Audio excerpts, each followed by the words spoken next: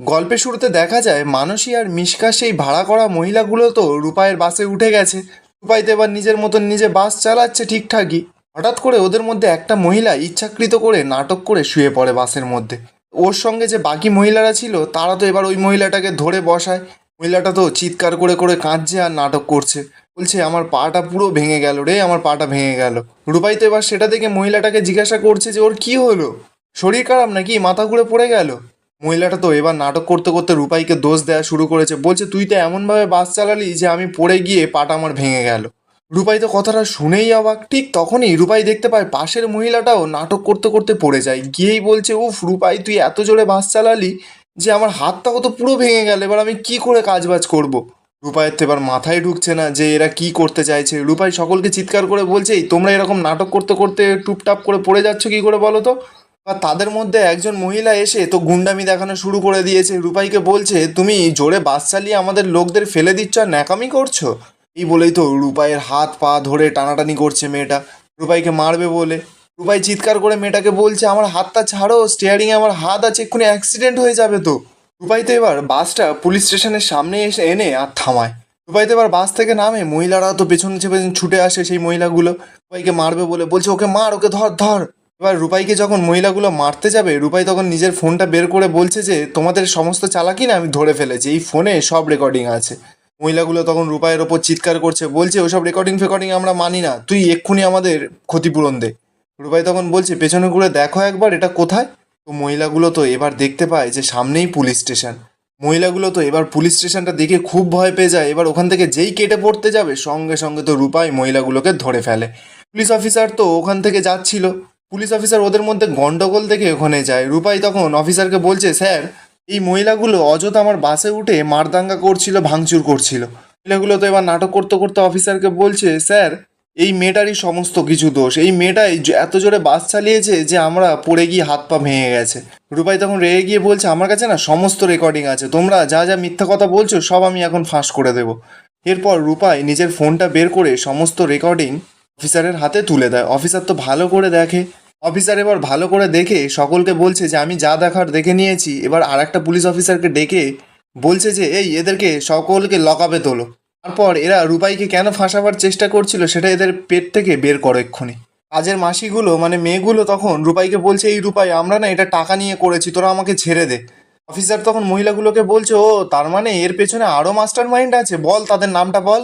রূপাই তখন ওদেরকে থামিয়ে বলছে এই তোমাদের নাম বলতে হবে না, আমি জানি কে করিয়েছে। অফিসার তখন অবাক শুনে রূপাইকে বলছে তুমি জানো সবটা।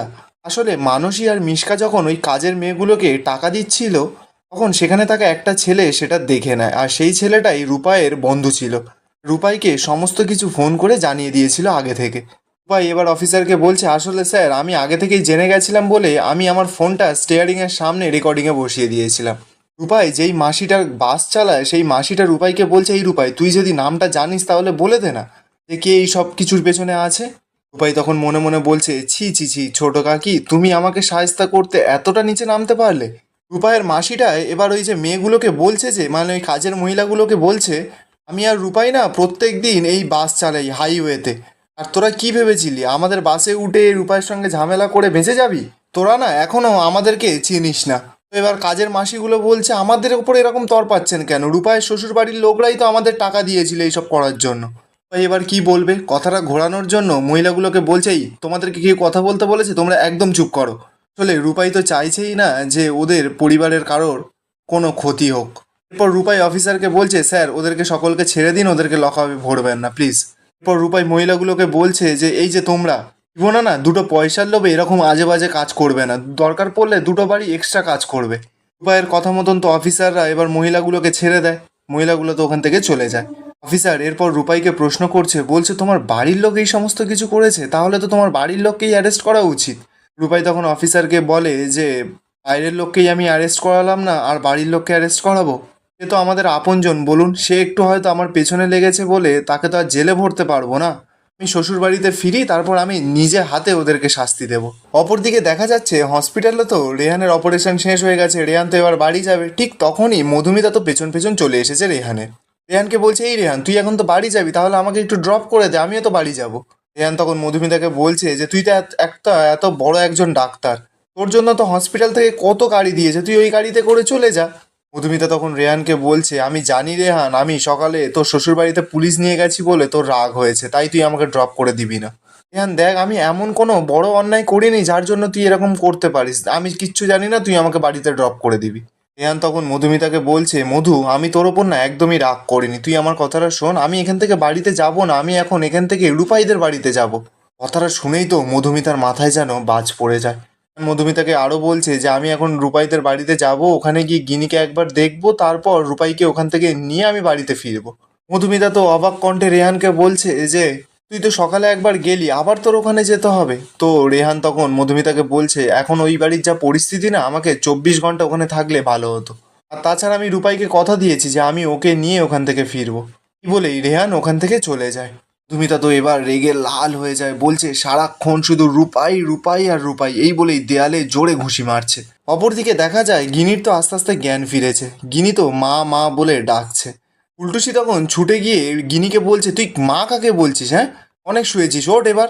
বলেই গিনিকে তো হাত ধরে জোর করে তুলে বসায়।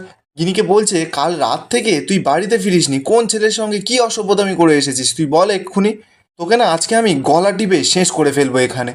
এই বলেই ফুলটুসি যখনই গিনিকে মারতে যাবে ঠিক তখনই তো সেখানে রূপাই চলে আসে। রূপাই তো এসেই সঙ্গে সঙ্গে ওর কাকিকে মানে ফুলটুসিকে সরিয়ে নেয়। রূপাই এবার ফুলটুসিকে বলছে, যখন শাসন করার দরকার ছিল তখন তো করতে পারোনি, আর এখন অসুস্থ মেয়েটার গায়ে হাত তুলছো তুমি। রূপাই তো এরপর গিনির কাছে যায়, গিনিকে বলছে, তুই বল, তুই আমাকে বল, তুই সারা রাত কালকে কোথায় ছিলিস, তুই কি ড্রাগস নিয়েছিলিস, তুই কি ইচ্ছা করে নিয়েছিস নাকি তোকে জোর করে দেওয়া হয়েছে, তুই প্রথমবার নিলি নাকি এর আগেও কোনোবার নিয়েছিস। গিনি তখন রূপাইকে বলছে, দের বাবা আমি কিচ্ছু জানি না রে। রূপাই তখন গিনিকে বলছে যে তোর কি কোনো বয়ফ্রেন্ড টয়ফ্রেন্ড হয়েছিল, সে কি কোথাও তোকে নিয়ে গেছে, সে কি তোকে এইসব খাইয়েছে। গিনি তখন রূপাইকে সমস্ত কিছু খুলে বলছে, বলছে যে আমি এইসব কিছু জানি না রে, আমি সোশ্যাল মিডিয়াতে দেখেছিলাম একটা ইনফ্লুয়েন্সারদের পার্টি হবে, ওরা বলেছিল যারা ওখানে যেতে চায় তাদেরকে একটা মেসেজ পাঠিয়ে রেজিস্টার করতে হবে। এরপর আমিও ওদেরকে মেসেজ পাঠালাম, তারপর ওরা বলল ইউ আর ওয়েলকাম। এরপর আমি ওদের কথা মতন ওই জায়গাতে গেলাম, তারপর যে ওখানে আমি আটকে যাব আমি বুঝতেই পারলাম না রে। রূপাই তখন গিনিকে বলছে, বলছে যে ওখানে সারা রাত কী কী হয়েছে তুই সেটা একটু মনে করে বল না রে আমাকে। গিনি তখন বলছে, আমার সবটা মনে পড়ছে না রে দিদি। রূপাই তখন গিনিকে বলছে, তুই না চাইতেও না পুলিশের জালে জড়িয়ে পড়েছিস, তুই শুধু একবার মনে কর যে কি কি হয়েছিল, তুই মনে করার চেষ্টা কর। তিনি তো পুলিশের নাম শুনেই ভয় পেয়ে যায়, বলছে দিদি আমি পুলিশের কাছে যাবো না, দিদি তুই আমাকে বাঁচা দিদি। ঠিক তখনই সেখানে রেহান চলে আসে। রেহান এসে রূপাইকে বলছে, গিনিকে আর পুলিশের কাছে যেতে হবে না, আমার একজন পরিচিত বন্ধু ছিল, তার থ্রুতে আমি পুলিশের কাছে কথা বলিয়েছি, যে পুলিশ বলেছে যে গিনিকে নিয়ে আর কোনো টানাটানি সে করবে না। আর এখানেই আজকের এপিসোডটা শেষ হয়ে যায়। আপনাদের আজকের এপিসোডটা কেমন লাগলো সেটা কমেন্টে অবশ্যই জানিয়ে যাবেন।